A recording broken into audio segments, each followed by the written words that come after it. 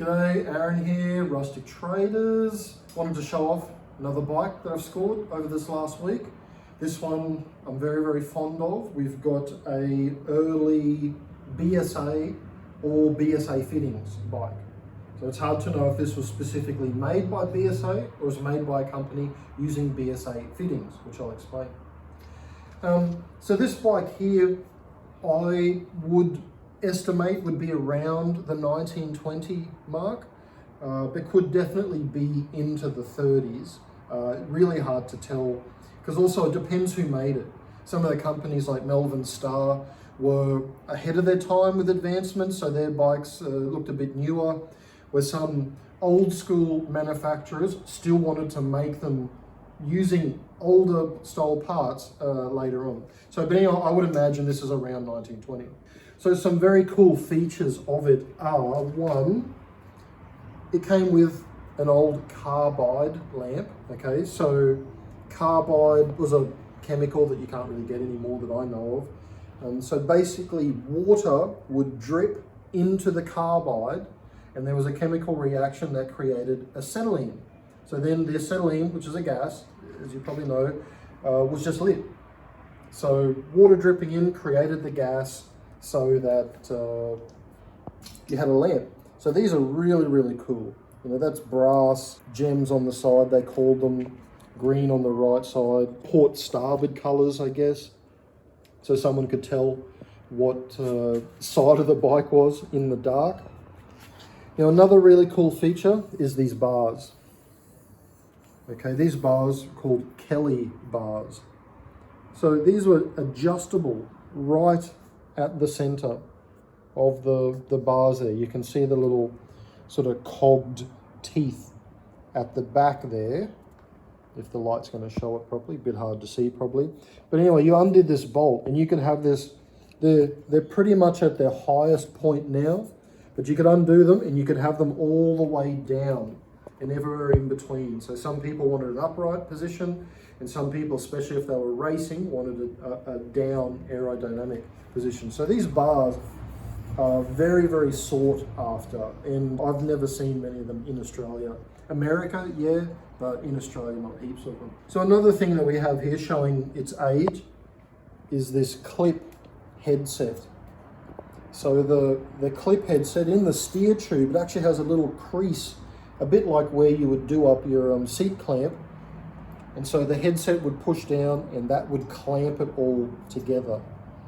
So, you know, I've seen that into the 1930s, but never after the 1930s. They superseded it. So the bike, it's got BSA all over it, really. The headset, if it can be seen in the light, but you've got BSA in the headset there. We have BSA, Birmingham small arms, which we've discussed previously. BSA chainring, crank there. We also have BSA stamped into the frame itself, or into the fittings, the lugs. So you can see the 3 rifles and BSA stamped there. We can also add a still shot of that. But also another sign of the older bikes is things were forged instead of pressed. So these loops of the stay that connect there, so that's actually a brazed in loop there, a forged loop, where later on they're just a pressed thing. This is another forged bit, probably BSA as well. I'd say they're all BSA fittings. Same with this bottom loop, was also a brazed in forged piece. The rear dropout, it's also a forged piece that was brazed in instead of just being a pressed piece of metal. Pretty much all production was doing that by the 40s, just a pressed piece of metal. You would have also had a cam in there, a snail cam, which is what, this is part of the cam, but the part that goes inside the wheel for the cam is gone, a snail cam. If you know older motocross bikes, they had the same sort of thing. Inside here too is also a forged bit. So those and those were brazed in. That's the forged bit. It says BSA under the bottom bracket as well. BSA. We've also got a pump in there. I've showed this on other bikes before, but this is how they were carried around. Some of the later bikes, these became a permanent part of the frame, but these earlier ones it wasn't. So yeah, that kind of compresses down, this lifts up and it comes out, and that was your out on the road, pump it up. Because the tyres are pneumatic tyres, which means they got air inside them.